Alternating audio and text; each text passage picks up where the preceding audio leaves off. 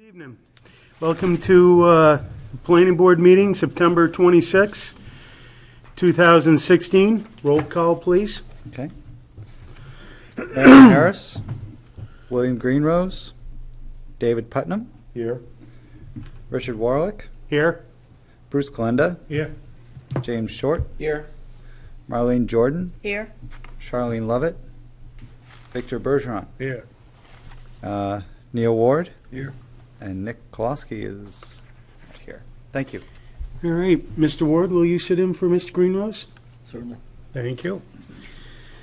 We have a review of minutes, August 22nd, 2016. I think those are the ones that we were looking at before that we wanted to have some adjustments made to. Is there any discussion on that? I'll make a motion, we accept them. Okay, I'll second it. in a second. Any discussion? The correction has been fixed? The corrections have been fixed, and I'm happy with it. Okay. All those in favor, say aye. Aye. Okay, minutes pass. And then we've got minutes from September 22nd, September 12th. I think that was our joint planning board and zoning board meeting. That's right. Is there any discussion on that? Yep, Mr. Short? I don't see any discussion on it, but I do approve this as complete. Okay, so I got a motion to accept. It needs second. Okay. Mr. Putnam seconds it. All those in favor, any discussion? No. All those in favor, say aye. Aye. Aye. And those pass. And then we had an old business, which we discussed in that joint meeting, but that's actually for our next planning board meeting? It is, yes, October 10th. It was continued to October 10th and mistakenly noticed. Okay. All right, and we go to new business, and that's a work session, amendments to site plan regulations. Okay. Good evening, folks. Just bear with me here. Sure enough. Okay. May I ask a question in reference to our old business? Could we, it's up to the board, by consensus, if you want to talk about it. Just a curiosity, Okay, go ahead. at our joint meeting, are we expected to let the zoning board approve the applicant's request of the zoning board before we have our turn with the applicant? Yeah, we'll be working on refining a joint meeting process. There's no distinct procedure. What we've done in the past is what we were trying to follow at the last meeting. What's happening now is that it's been split into the respective board meetings. So the ZBA will actually hear the variance on October 3rd next week. And then if that's successful, it will be heard at your October 10th meeting. Okay. So that's what it's going to be. So it may be withdrawn by the time it gets to you. I don't know. So is that the only reason why we're having a joint meeting? We're not having a joint meeting. Okay, Yeah, that was just the one joint meeting. very good. Thank you. Okay. All right, Mike. Okay. So I wrote up briefly about a week ago, and this was in your packets, an overview of proposed site plan regulation amendments. And this is something that, coming into this position full-time, there are a few things that do need to get sort of discussed, reviewed, and updated.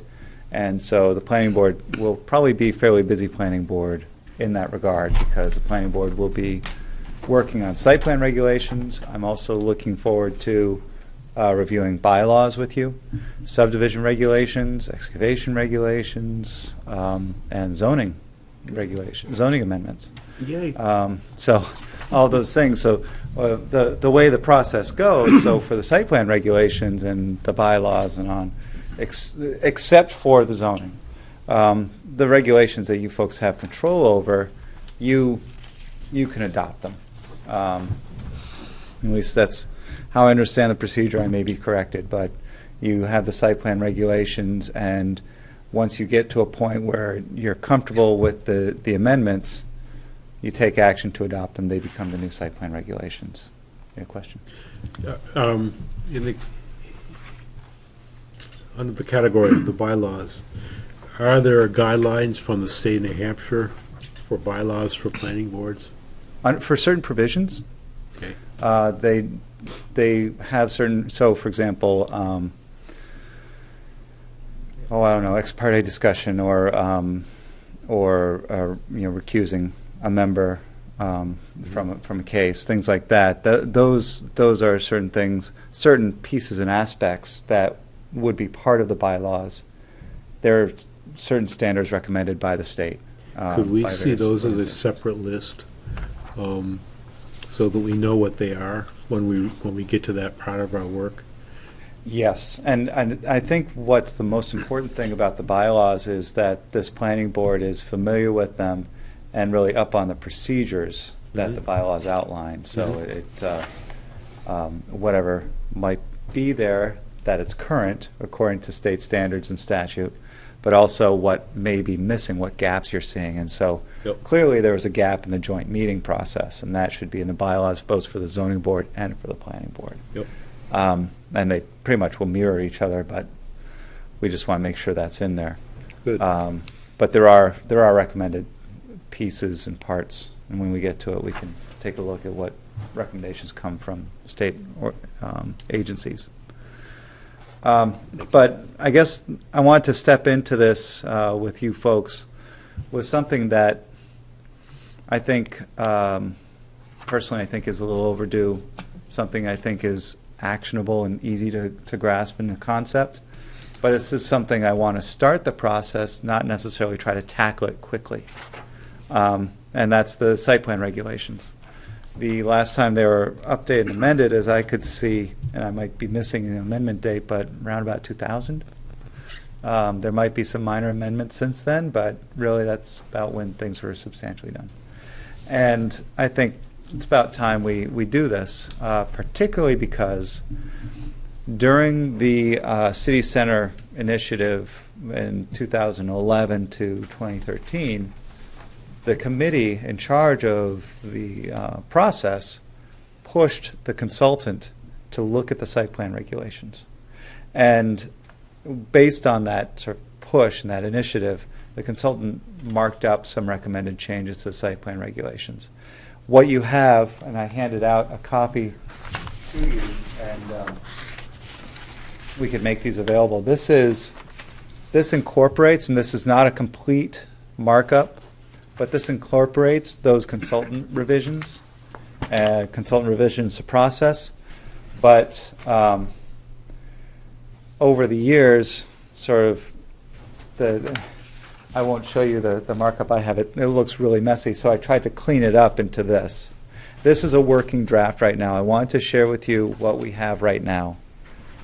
This is a Word document that has track changes on it, so you'll see underlines and strike-throughs. You'll see poor language, so the language will need to be refined a little bit as we work through this. But you'll see how this, and you also see sort of structural changes where things are shifted around. But this is really, I'm just trying to be completely open with you guys. This is where it stands right now. I'm still going to be doing more work on it, but I want you to read through it and get a sense of it. And I want to walk through it with you tonight and answer any questions you might have initially. So what I did was I kind of gave you a quick overview of the changes in this memo, but I think on the back of the memo, back page of the memo, gives you a quick table of how the regulations apply. There's one thing I want to correct in this memo.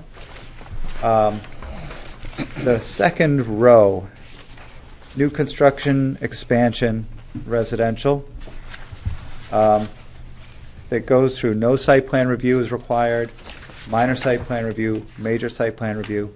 I'll talk about those in a second. If you could just mark on your memos for me, under major site plan review, conversions of residential properties to increase number of dwelling units. The first bullet should say up to 2 units requires special use permit in some zones. And then more than 2 units. So the second bullet is 3 units or more requires special use permit and site plan review. And that's what's currently written in the site plan. And so if we consider the zoning ordinance with the special use permit for residential conversions, the zoning ordinance requires a review by the planning board. But that is concurrent with requirement for site plan review by the planning board. So one thing we want to sort of work out is whether or not that makes sense. At the staff level, we see the special use permit and the site plan review as 2 different things, and they may be complementary. So I'm going to be looking into that a little bit closer to see whether they're redundant or complementary with a little bit of overlap, just so you know. But that's something I encourage you to think about as well. With the site plan regulation amendments, I think a couple of you have been through these presentations before and didn't want to bother with this, a PowerPoint or anything. I'm just going to talk about this with you. There is formalized process to streamline, there's a process to streamline those lesser development projects. When I say lesser, I mean lesser scale, not lesser value. So if somebody has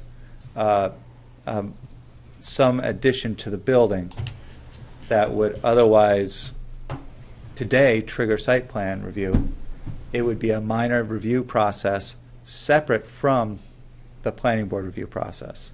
What's already been enabled in 2013, I believe it was May of 2013. May of 2013, the technical review committee was enacted by City Council. And that was an aspect of what the intended structure was for these site plan regulations. So that's already been enacted, but we're not using it yet. And we really want to, and I'll talk about the TRC in a minute.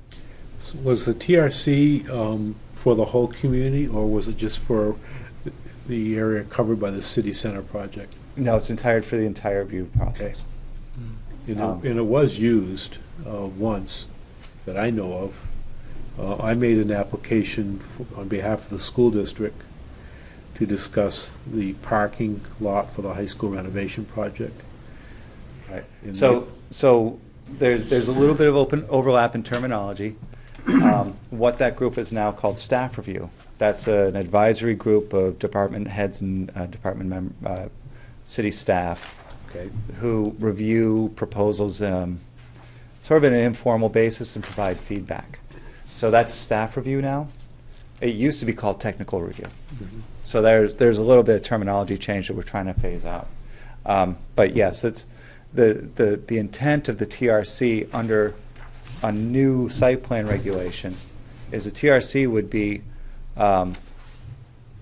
members of the city staff, so department, so designated folks from various departments, and the ordinance 532 outlines this. I didn't think to bring a copy, but really it's intended to be sort of a staff populated review committee, and this TRC evaluates and with the permission of the planning board enacts, and it basically enables the TRC to review minor projects.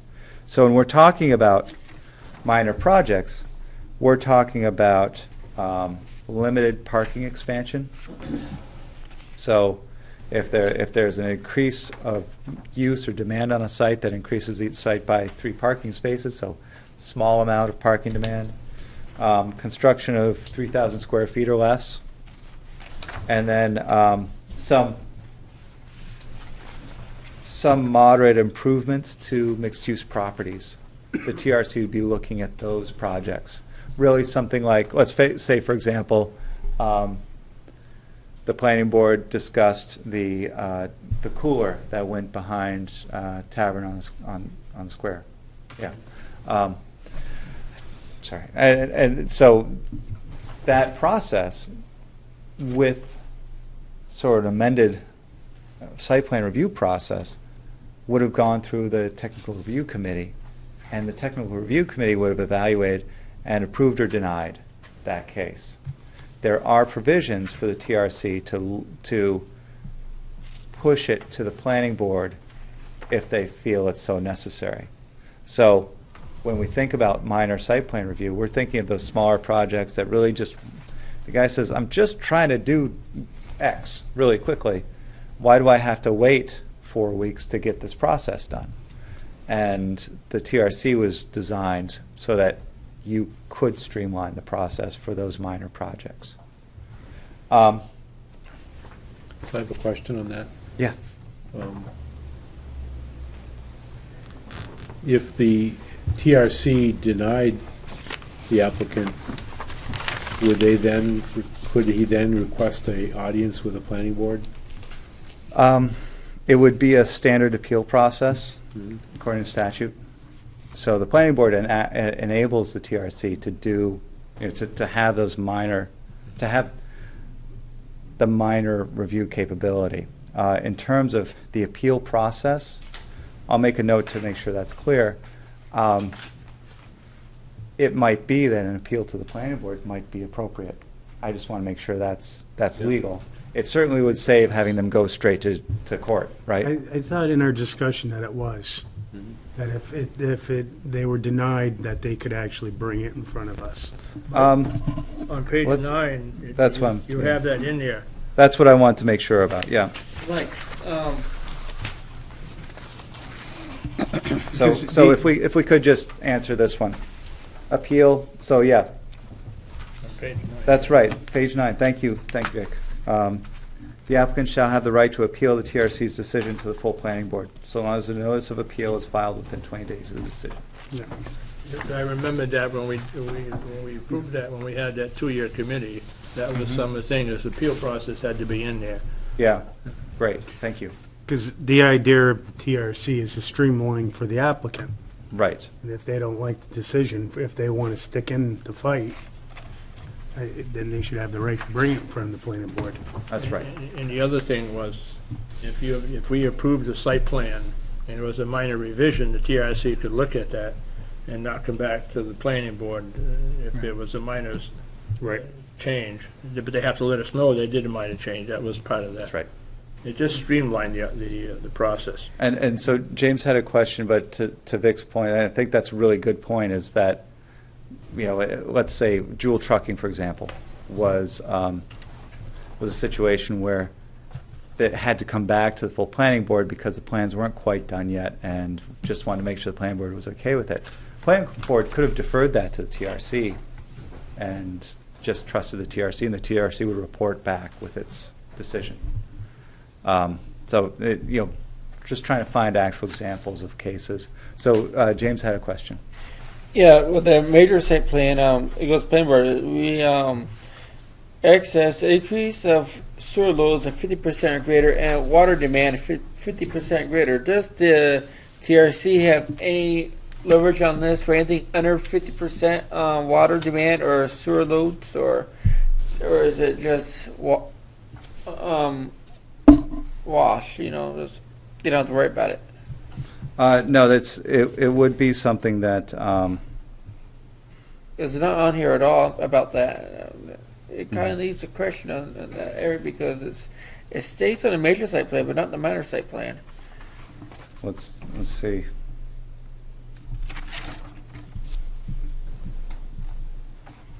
Right, so we could clarify that. The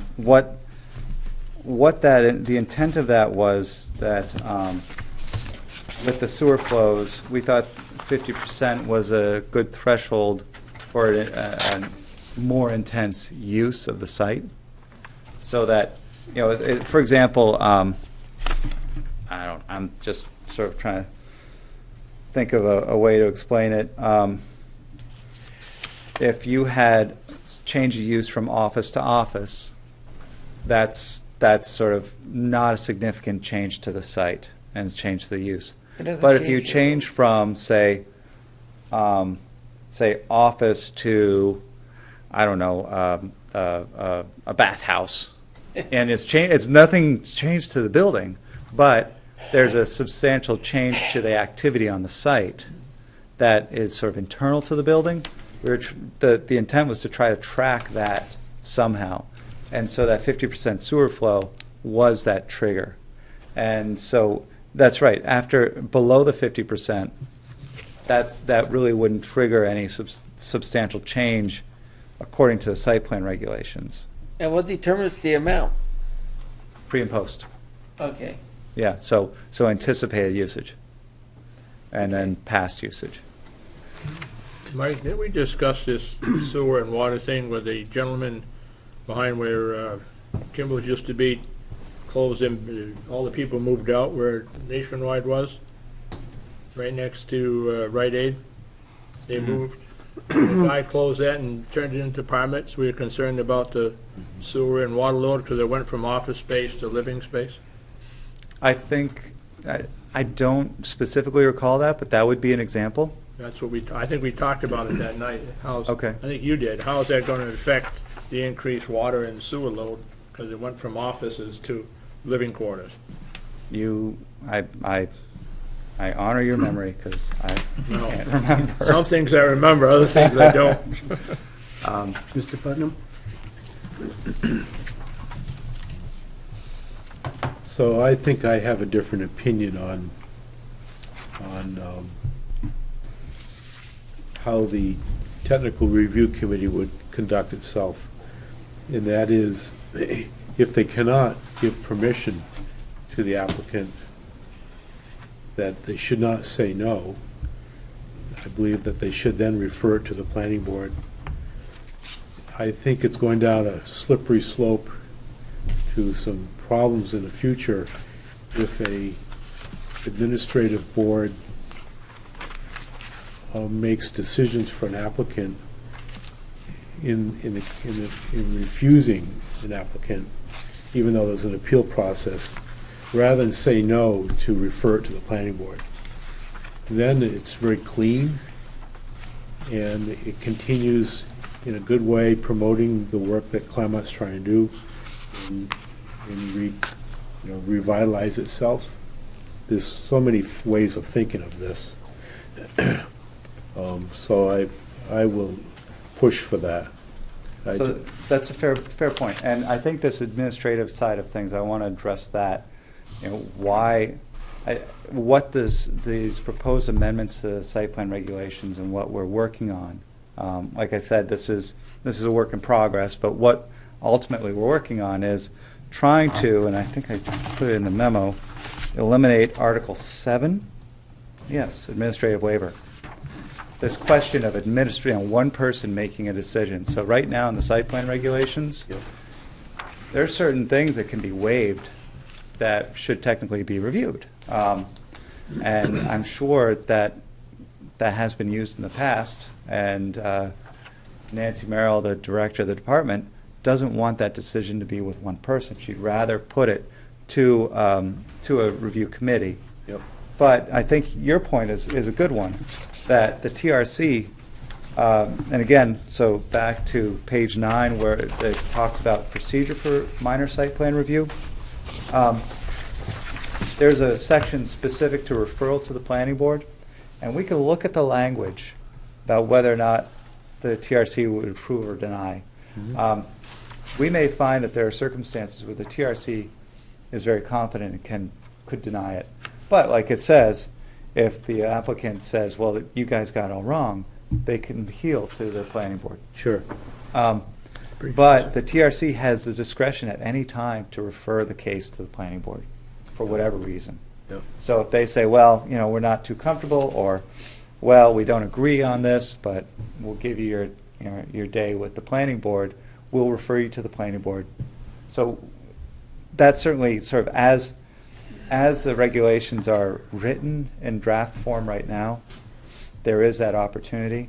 How it plays out in reality, I think testing this will be the best proof of whether or not it works well. And then having the understanding that if it doesn't work well, we will recognize that and fix it. One thing that I'm concerned about is that if there was an applicant who was in front of the TRC and they denied him,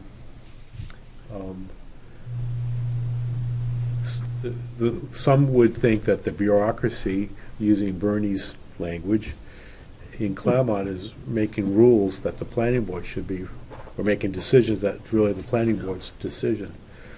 And it doesn't take long for that to become a part of our image. Right, except that this is. But I know it's policy. This is, yeah, I would say reverse of that, because Yep. if we This is kept the streamlined. administrative waiver process, I'd totally agree, that's just Yep. not right. Yep. But this is an answer to the administrative waiver process. And I think there's some level of misrepresentation to think that this is not a benefit to property owners. Mr. Yep. Chairman? Yes. I have to disagree with Mr. Putnam. When we discussed this thoroughly you were there, at this meeting, it was a process to speed up the process.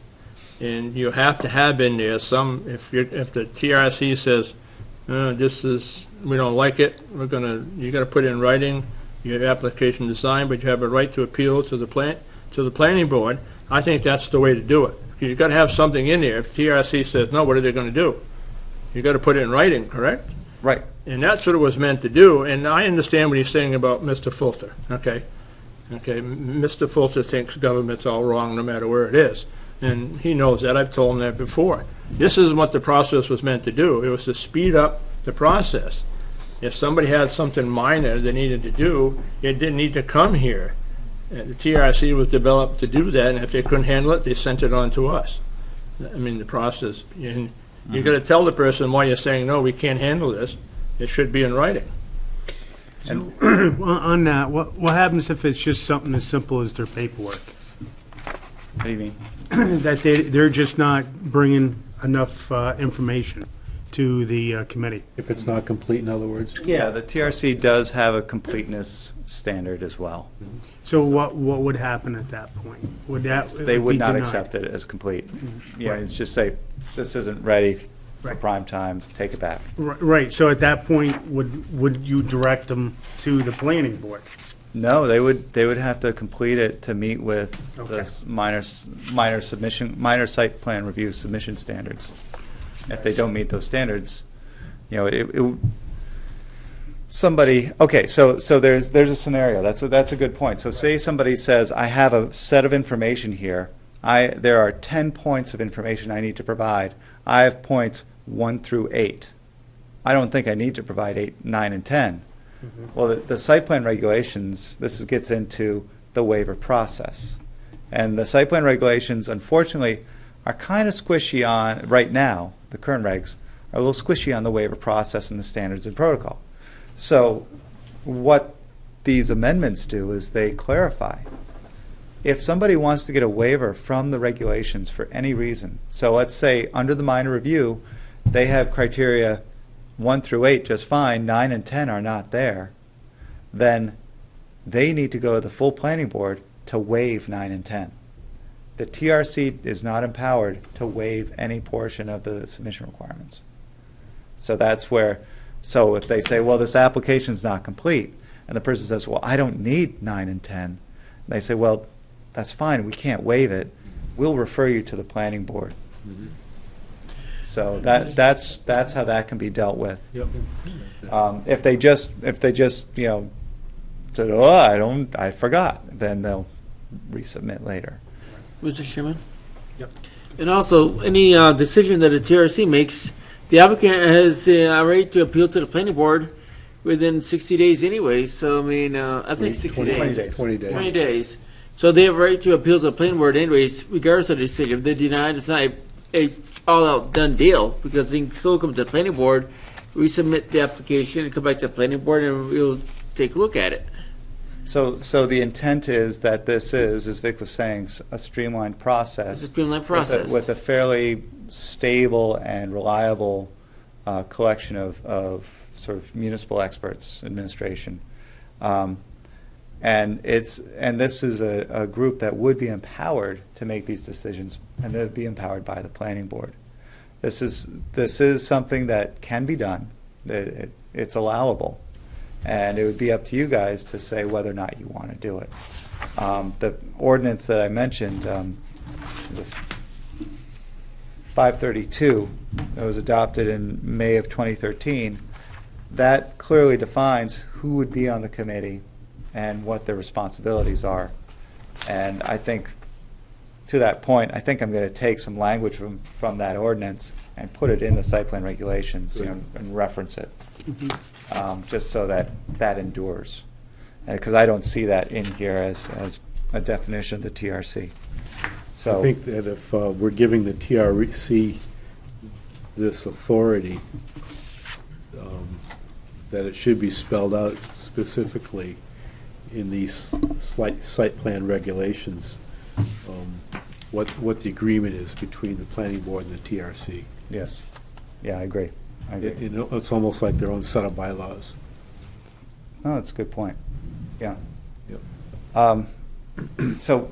So when we get to that level, and just, it's interesting if you look, and there are other things to consider in this process, and I just want to sort of explain a little bit, just so you understand. Right now, in the current site plan regulations, there is no distinction between a minor and a major site plan. Wow. The submission requirements are substantially the same, and this lowers the bar for a minor site plan.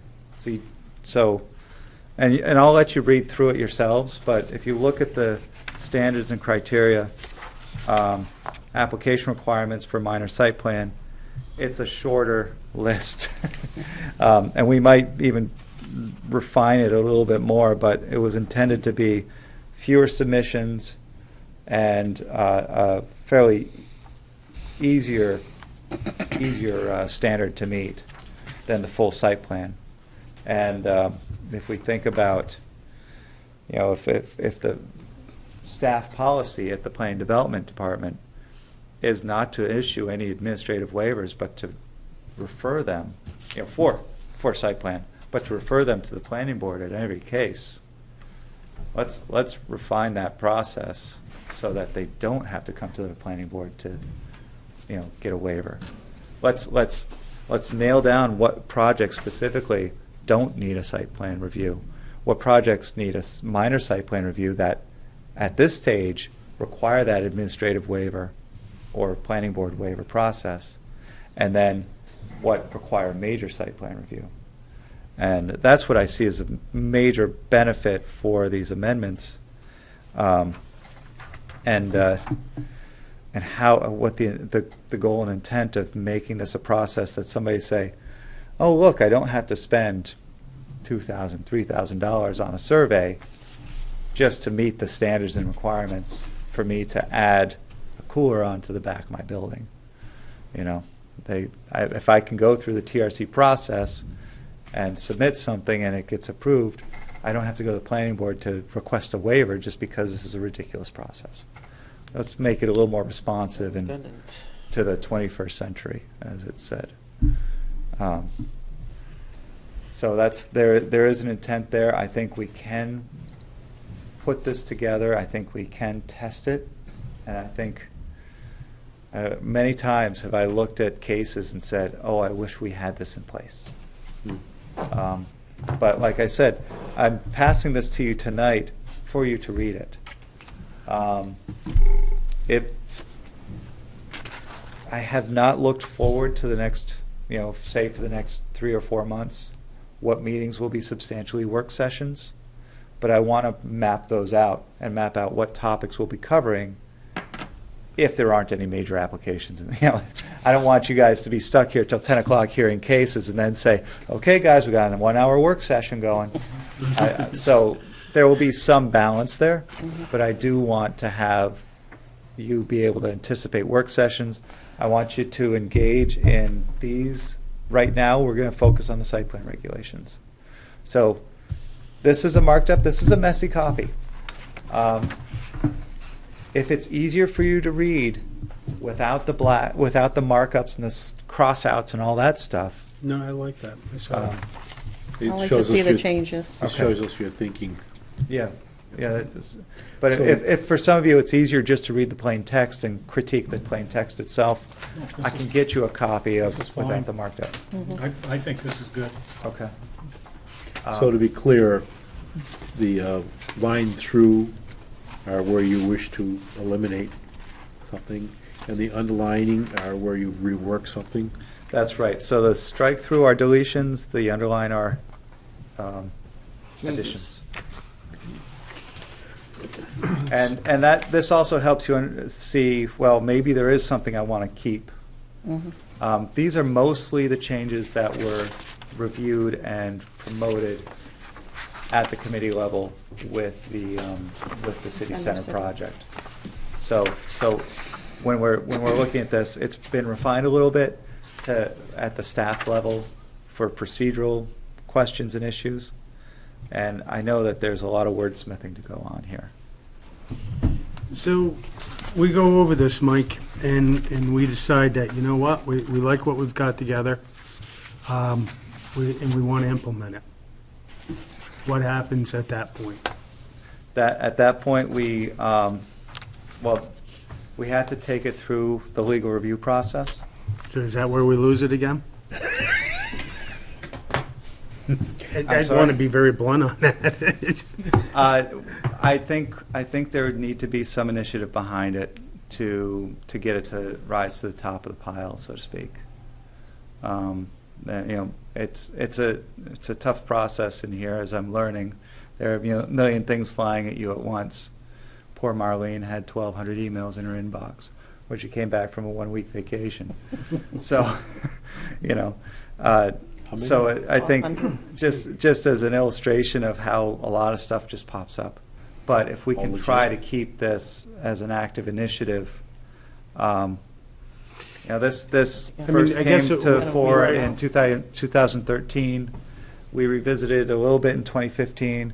I'd like to get it I guess what finalized. my thought is that what is our power? I mean, if we determine that this is something we want, and it has to go through legal review, I mean, can we put a time limit on it, or, how, I don't have a question for you on that. I don't know how I don't have an answer. hard we can. I do have a question. How hard can we push? I don't have an answer for you. Okay. And I would hesitate to say that the planning board can force the question. But if we ask nicely first, So who's it go to when you're saying illegal? City attorney. city attorney. Okay, Well, thank you. does That's it- what I thought, but I wanted to make Sure. that Yeah. clear. So I think what we want to do, though, is we want to put our best foot forward. We want to have a proposal that the planning board is happy with. So that, so say I offer this and the legal review comes back and says, well, what about this and this? And it's like, yeah, the planning board wants that. What about this? They want that. So let's talk about how to make that work rather than taking it out. Mhm. And that could be done at the administrative level. Yeah, but the legal review should be just, she's reviewing that it's not contrary to any state or federal law. Theoretically, yes. That's what it's supposed to. And- She Yes. does make some comments, like she did the cemetery ordinance, but most of the time she just made sure it was correctly put for legal language and checked some state laws and it, That's right. Ideally, it would to make,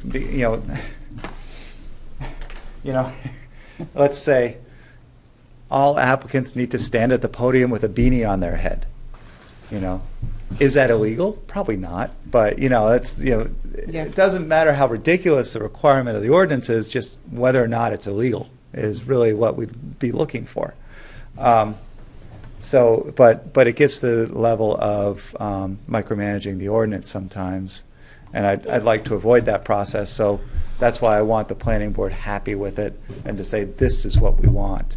And that would give me the strength to say, I can't change that, but I want to know if it's legal. Mr. Putnam? I think if we, as we complete our draft of this, I believe that we are going to feel that it's a very important change for us, and that we're going to identify how important it is for the city of Claremont. So I would urge us to write a letter, a cover letter, giving an important reason why this has to be accomplished in the very near future, and present it not only to the city attorney, but also the city manager, because he does direct her in her responsibilities. I will leave that to the planning board Yep. when the time's right. Any other questions or thoughts about this process? It seems like our agenda is light for the 10th, so we could continue if you'd be willing to read through this and give some initial comments. I will be working on it, but I want to just focus on how you feel about what it is you see here. I'm not going to throw something brand new to you last minute. I want you to focus on what you have in front of you and talk about that at the next meeting. I would also ask that a copy of this document that you've presented tonight be sent to the other members of the planning board.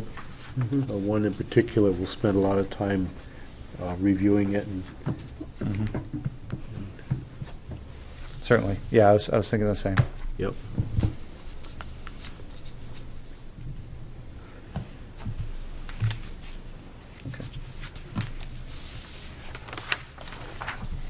Thank you for your attention. Absolutely.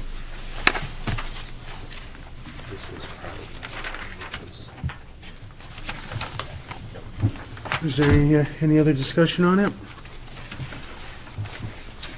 No? Okay. Then I'll ask for any reports from boards or commissions.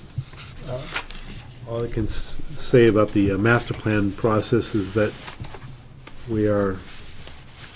all the members of the master plan steering committee are participating in the different committees. There's a committee for each chapter of the master plan. So they're reviewing from the information from the different surveys and looking at other information, so that each committee is going to provide an outline of a draft of each chapter to the steering committee. And so we're in the first phase of doing that now. Second phase will be starting pretty soon. First phase is half the chapters. The second phase is the second half. And I find the work very interesting.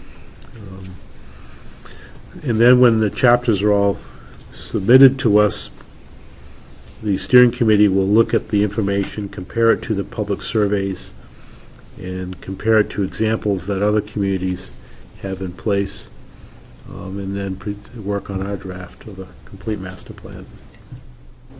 Excellent. Dave, can I make a comment? Sure. You mentioned it once before. Springfield did their master plan, and they only gave the council a couple of chapters at a time to review and not the whole thing. And it seemed to work very well. They only got 2 chapters to go review. Then when they were done they went on to a couple more. Okay. I think it seemed to go faster for them doing it that way instead of getting 11 chapters all at once, trying to digest it. Yep. All right. I think that so I want to make sure that I'm right in assuming this, that the planning board is the first body that looks at the master plan and reviews it. That's right. I'm wondering if it would be appropriate to have a joint meeting between the steering committee and the planning board. Depends on the purpose and need. I'd say that'd be a good question for the steering committee to discuss, Yep. set the agenda, and request a joint meeting. Yep. And that would be something that the planning board would schedule. See what dates work. But, yeah, It's a year from now, so. well, that's the question of at what stage would the meeting be held? What business would be transacted at that time? The only business that I think would be worthwhile is when the steering committee is working on the real rough draft and wanting to get a sense from the planning board on how it was feeling, what it was looking like, Yeah. rather than a lot of questions being asked when the draft was completed and handed here for approval. Right. And it may be that bits and pieces are fed to the planning board as well. Yep. Well, Well, it has to come here first before it goes to the city council. yes. Yep. And- So 2 chapters at a time to the planning board also. Yeah, it just makes it easier to digest and work through. Yep. That's a good idea. Yep. Okay. Thank you. I have one. Yep. Just to speak about what Mike is doing, we have finally presented to the council a new draft ordinance on the cemeteries, and we worked on it since March, so, and there was talk about Nancy a while ago doing this, and you were talking about it. I mean, it takes time, you have to review it, you may make changes, and as you probably read in the paper, that a no-fly zone over the cemeteries, that was done because we ain't making the law change just for that. We're in the process of changing the whole ordinance. A person called me and said, I want to give you some information. I don't know if you know, I was attending a burial service, and we heard this whining going on. As we looked up, there's a drone flying around. Like I told the reporter, cemetery is on a playground. They're a place for people to go to honor their loved ones. And it shouldn't be having that kind of problem, or somebody with drone with pictures flying over watching you do what you're doing. It's not necessary. That's why it was put in the new ordinance. It wasn't something new, something changes. It will be presented for a public hearing next meeting, where the council accepts everything we've suggested. That's the way it goes. Yep. It's interesting. So does that no-fly zone have a height elevation to it? No, not over the cemetery grounds. Okay. It's- But it's directed towards drones. Huh? It's directed towards drones. So it's not like they're going to enforce some FAA regulation. Right. Well, that's my That point. any aircraft can't fly. Jet going over at 40,000. Yeah. Because where the Pleasant Street Cemetery is located, that's actually at times used, well, the planes from that land at the airport either fly over from my house, which is at the bottom of Bible Hill, all the way down to the cemetery. I mean, that's a corridor That for you, landing at the airport. we couldn't prohibit that. That's, Yeah. and like tonight, as a gentleman was trying to speak up, the forester, 3 or 4 airplanes took off from the airport and flew around, so we had to stop the discussion while the planes were flying over us. Mhm. This is something we can kind of legislate. Yeah. It wasn't done to punish anybody, just the cemetery is on a playground. Yep. So it takes a little while to get something through. Interesting. Anything else? The reports from boards and commissions? No. Other? We have, I don't have other, I think I have. Correspondence? One piece of correspondence, which is latest Town and City Magazine. No other notices or mail received from any state agencies, right? Okay. Then I'll take motion. Oh, yep. Is anybody from your office going down to the New Hampshire Municipal Association conference in November? I expect so. Because usually they have a lot of stuff on planning and zoning. I took a lot of it last actually, year. we should, actually, the November conference, It's 3 days. I haven't been, that's right. So- Wednesday, Thursday, and Friday. We should look that up. We should share the information on the NHMA conference and get that to you. What is that, Mike? I was thinking of the 75th annual conference. Wednesday and Thursday, November 16 and 17. I mean, at the staff level, we'll be working with the law lecture series. That's always a barrel of monkeys. I'll be doing a full Saturday session there. Because last See year I how brought that back a plays bunch out. of information and gave it to this board that dealt with zoning and planning. It's really a good event. I wish we'd been going longer than what we did last year. Yeah, we'll dig out the agenda and pass that along. Because I'm planning on going. Okay. Excellent. Anything else? Motion to adjourn. Second? I'll second it. All right. All those in favor, say aye. Yeah, we have to go home and get our couches.